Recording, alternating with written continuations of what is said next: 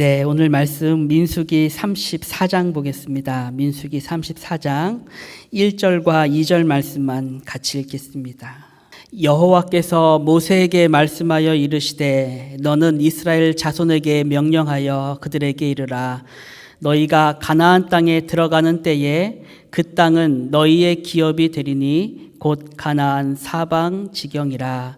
아멘. 오늘 민수기 34장은 그 교환에 있는 것처럼 크게 두 가지 내용으로 우리가 생각할 수가 있습니다. 첫 번째 큰 내용은 15절까지입니다. 1절부터 15절까지 해서 이스라엘이 정복해서 차지하게 될 땅의 경계를 하나님께서 동서남북으로 친히 다 지정해 주십니다. 그 경계를 지정해 주시는 내용이 첫 번째 내용이고, 두 번째는 마지막 29절까지 해서 땅을 기업으로 나눌 때 그 일의 책임자가 되는 사람들의 이름이 오늘 본문에 쭉 열거가 되어 있습니다. 수요일에는 이 두 가지 내용을 좀 더 자세하게 살펴봤었는데, 오늘 이 시간에는 좀 더 그냥 큰 틀에서 이 두 가지 내용을 포함하는 하나의 주제로 오늘 말씀을 같이 묵상해 보려고 합니다. 오늘 우리가 함께 생각할 주제는 기업이라는 주제인데요. 기업. 사실 기업이라는 말이 우리는 성경에서 자주 보지만, 믿는 사람들은 성경에서 자주 듣고 보는 말이지만 우리 실생활에서는 자주 쓰이는 말은 아닙니다. 그죠? 기업이라는 말을 우리가 자주 쓰진 않죠. 오히려 우리가 물려받는다라는 의미에서 유산이라는 말은 우리가 자주 써도 기업이라는 말을 실생활에서는 자주 사용하진 않습니다. 근데 우리가 성경적인 의미에서 기업이라고 했을 때 우리가 가장 먼저 떠올려야 할 의미가 있습니다. 성경적인 의미에서 기업이라고 했을 때 기업에는 소유의 의미가 있습니다. 소유. 오늘 본문 34장 1절과 2절 아까 읽었던 내용을 다시 한번 보시면은요. 여호와께서 모세에게 말씀하여 이르시되 너는 이스라엘 자손에게 명령하여 그들에게 이르라. 너희가 가나안 땅에 들어가는 때에 그 땅은 너희의 기업이 되리니 곧 가나안 사방 지경이라. 라고 해서 그 땅이 너희의 기업이 될 것이다 라는 말은 너희의 소유가 될 것이다 라는 말입니다. 너희의 소유가 될 것이다. 그래서 성경에 보면 하나님께서 하늘과 땅의 모든 것이 다 나의 기업이다, 하나님의 기업이다 라고 말할 때 그 기업이라는 말대의 의미도 소유의 의미입니다. 하늘과 땅의 모든 것이 다 나의 것이다, 나의 소유다 라는 그런 의미가 됩니다. 그래서 오늘 본문에 보시면 특징적으로 이 기업을 말하면서 받는다라는 말이 나옵니다. 받는다, 기업을 받는다. 14절을 한번 보시겠어요? 14절부터 보시면 이는 루벤 자손의 지파와 갓 자손의 지파가 함께 그들의 조상의 가문에 따라 그들의 기업을 받을 것이며 므낫세의 반쪽도 기업을 받았음이니라. 이 두 지파와 그 반지파는 여리고 맞은편 요단 건너편 곧 해돋는 쪽에서 그들의 기업을 받으리라. 그래서 성경적인 의미에서 기업이라고 했을 때는 기본적으로 그 소유가 하나님께 있고, 그렇게 하나님의 소유로서 당신의 백성들에게 은혜로 누리게 하시는 선물을 기업이라 그렇게 말씀하고 있습니다. 그런 점에서는 이제 우리의 신앙의 문제를 생각했을 때 저와 여러분들은 그렇게 다 하나님께 받아놓지만 하나님께 받아놓고서 우리가 주인 행사를 할 때가 참으로 많은 거죠. 우리가 주인 행사를 할 때가 많습니다. 마치 내 인생에는 계수할 주인이 없는 것처럼 행동할 때가 있습니다. 하나님께서 나에게 주신 모든 것에 대해서 마치 계수할 자가 없는 것처럼 생각하고 행동할 때가 저와 여러분들의 삶 속에는 참 많이 있습니다. 마치 그날이 아직도 우리에겐 멀은 것처럼, 계수할 날이 아직도 우리에겐 멀리 있는 것처럼 생각하며 살 때가 참 많이 있는 것이죠. 하나님께서 이스라엘에게 가나안 땅을 기업으로 주시면서 안식년을 주시고 신년을 주셨습니다. 그죠? 안식년과 신년. 근데 이 안식년과 신년은 사람만 쉬는 해가 아닙니다. 땅도 쉽니다. 땅도 1년 동안 그 땅을 놀립니다. 근데 구약 성경에 보면 하나님께서 이스라엘에게 너희는 안식년을 지켜 행하라 라는 말씀은 여러 번 나오는데 그 말씀을 따라서 이스라엘이 안식년을 지켰다라는 말은 단 한 번도 나오지가 않습니다. 안식년을 지키라는 말은 참 많이 나오는데 이스라엘이 안식년을 지켰다라는 말은 명시적으로 한 구절도 나와 있지가 않습니다. 물론 성경에 안 나왔다고 해서 이스라엘이 한 번도 안 지켰다, 그렇게는 우리가 생각할 수 없겠지만 성경의 전체적인 내용을 봤을 때에도 이스라엘이 이 안식년의 개념에 있어서, 이 계명에 있어서 신실했다고는 우리가 결코 생각하기가 어렵습니다. 이스라엘이 안식년에 대한 계명을 받았는데 그 계명을 주신 하나님에 대한 믿음이 없고, 더욱이 그들이 1년 동안 놀려야 할 땅이 자신의 소유라고 생각했을 때는, 하나님의 소유가 아니라 자신의 소유라고 생각했을 때는 그 땅을 놀릴 수가 없는 것입니다. 1년 동안 가만히 내버려 둘 수가 없는 것입니다. 오늘날로 말하면 이스라엘 백성들에게 있어서 안식년은 1년짜리 무급 휴가와도 같습니다. 아무것도 없는 것도 없이 쉬기만 하는 1년 동안 무급 휴가처럼 생각할 수가 있는 것이죠. 근데 안식년에 대한 하나님의 약속은 무엇입니까? 너희가 1년 동안 땅을 놀리며 쉴지라도 그 시간 동안, 그 모든 시간 동안 내가 너에게 필요한 것을 채우겠다라는 약속이 함께 더불어 있는 약속입니다. 내가 너의 모든 필요를 그 시간 가운데 채우겠다. 너희가 그 1년 동안 결코 양식이 없어서 줄이지 않게 하겠다라는 하나님의 은혜의 약속이 덧붙여 있는 그런 계명인 것입니다.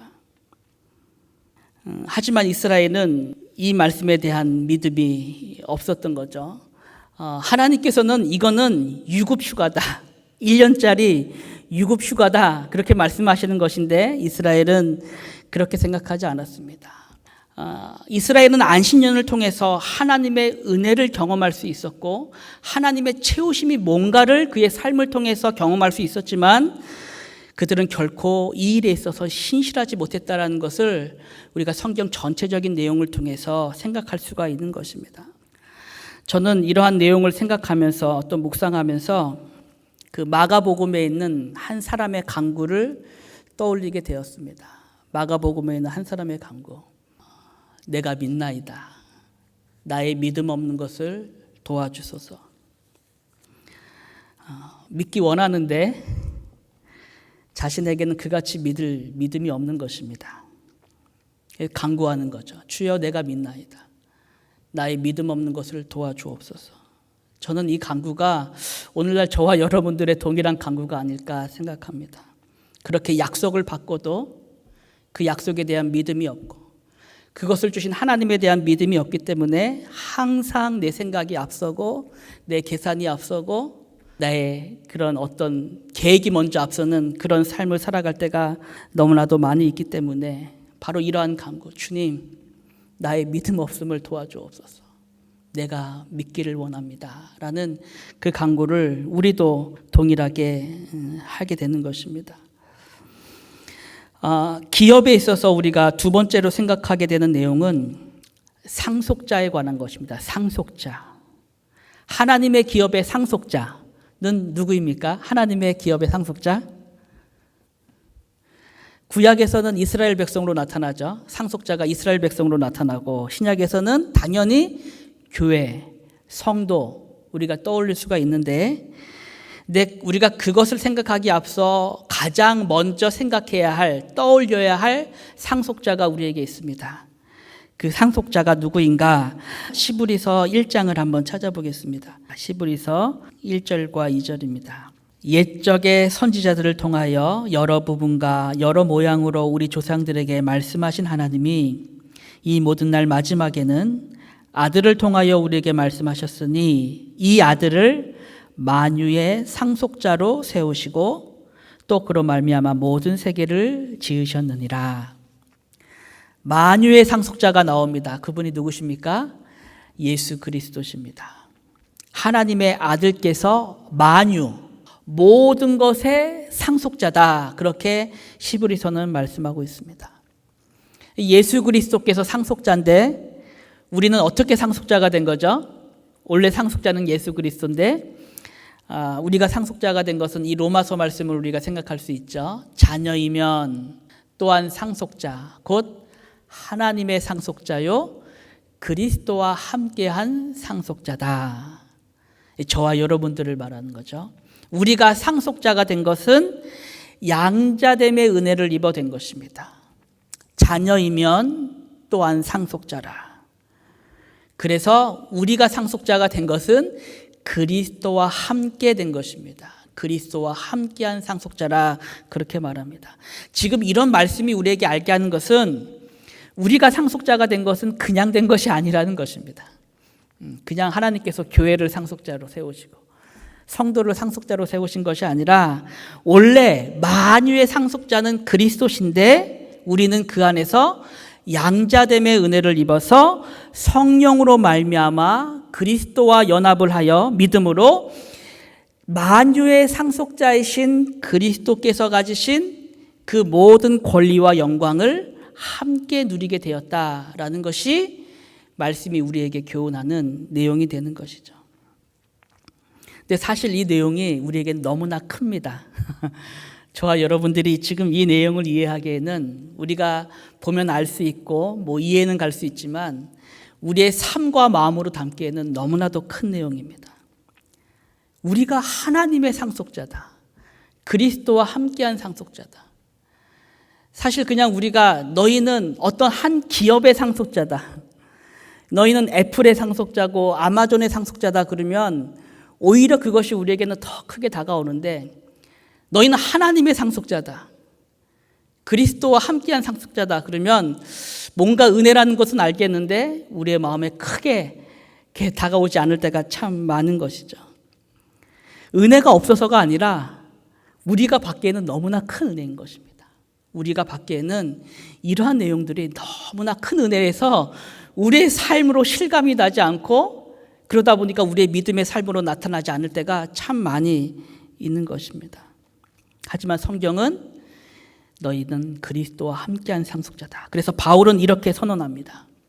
너희가 그리스도의 것이면 곧 아브라함의 자손이요 약속대로 유업, 기업을 이을 자다. 그렇게 말씀합니다.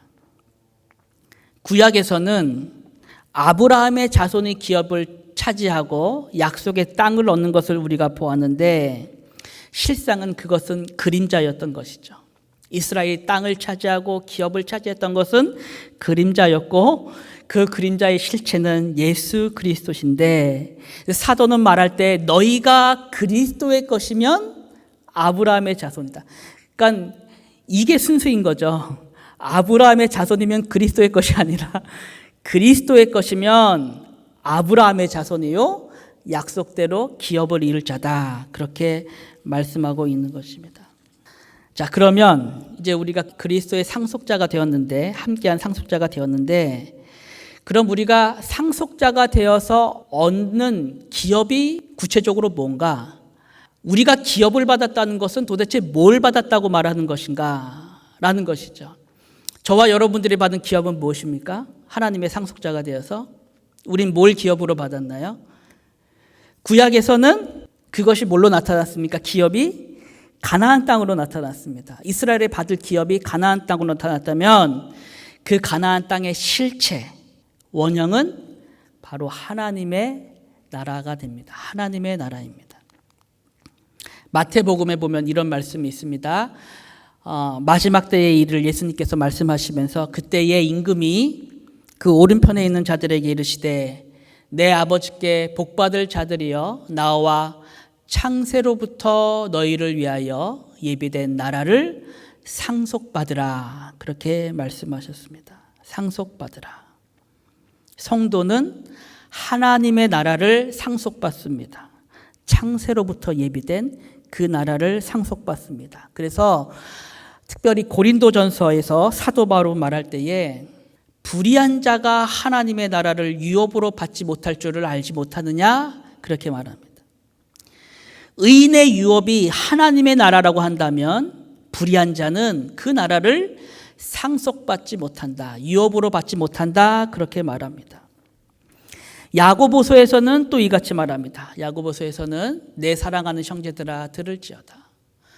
하나님이 세상에서 가난한 자를 택하사 믿음에 부요하게 하시고 또 자기를 사랑하는 자들에게 약속하신 나라를 상속으로 받게 하지 아니하셨느냐 말합니다. 여러분, 지금 이 말씀에서 가난한 자, 하나님께서 세상에서 가난한 자를 택하사 믿음에 부요케 하셨다라고 말할 때 가난한 자는 어떤 사람을 말할까요? 가난한 자는 산상수훈에서 예수님께서 말씀하신 것과 같은 의미죠. 심령이 가난한 자는 복이 있나니 천국이 저희 것이다. 이 심령이 가난한 자, 심령이 가난하다는 것은 하나님 앞에서 내가 벌거벗은 자라는 것을 아는 것에 있습니다. 하나님 앞에서 나의 모습이 진정 벌거벗은 자와 같다라는 것을 아는 자가 하나님 앞에서 가난한 자입니다. 그 거룩하심 앞에서 나의 수치와 나의 벌거벗음과 나의 죄를 아는 자.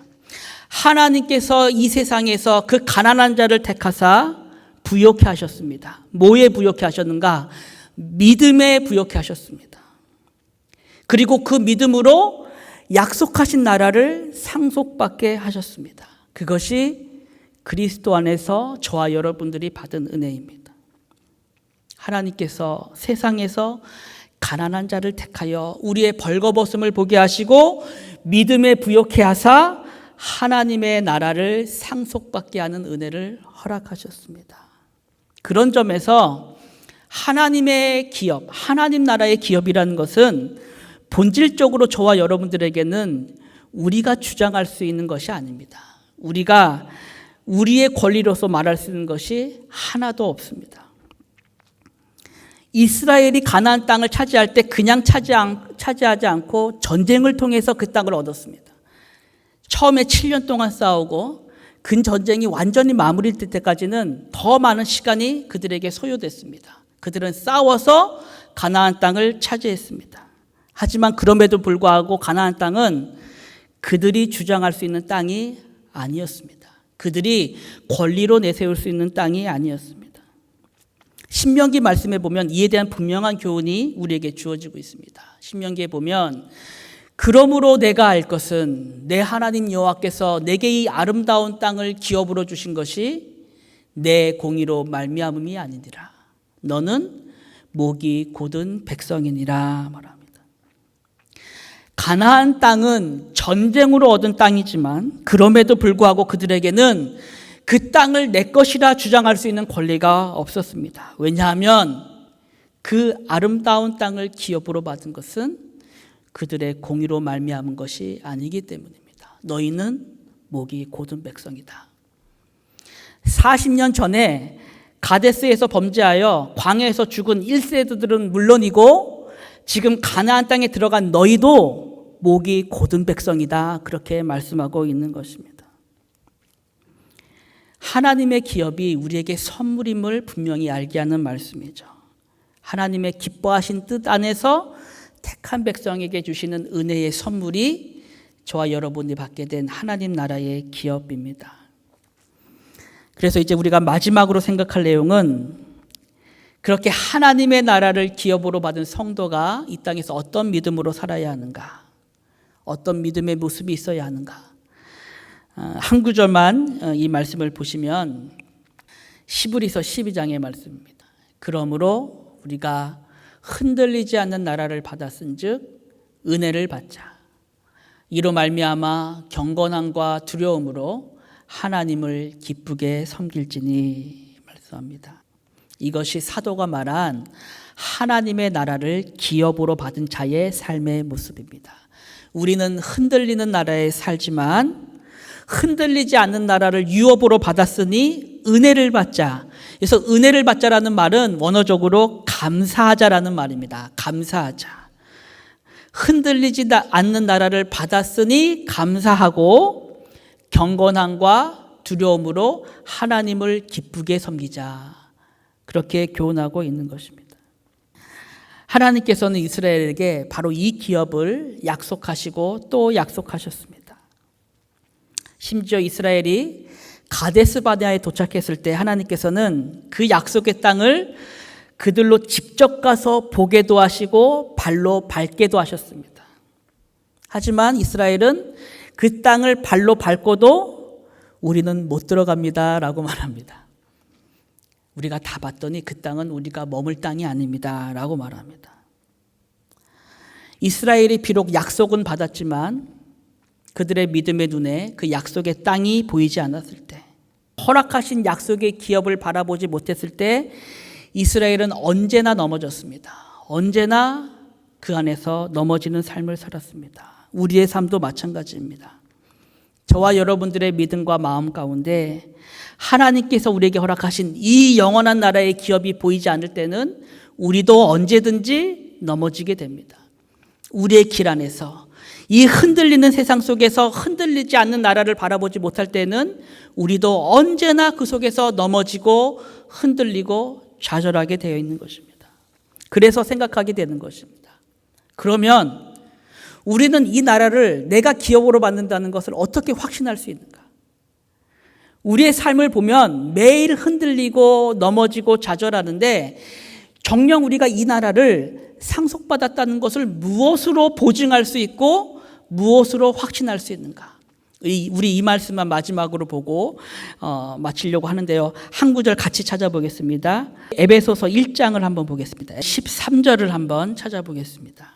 그 안에서 너희도 진리의 말씀 곧 너희의 구원의 복음을 듣고 그 안에서 또한 믿어 약속의 성령으로 인치심을 받았으니 14절 이는 우리 기업의 보증이 되사 그 얻으신 것을 속량하시고 그의 영광을 찬송하게 하려 하심이라.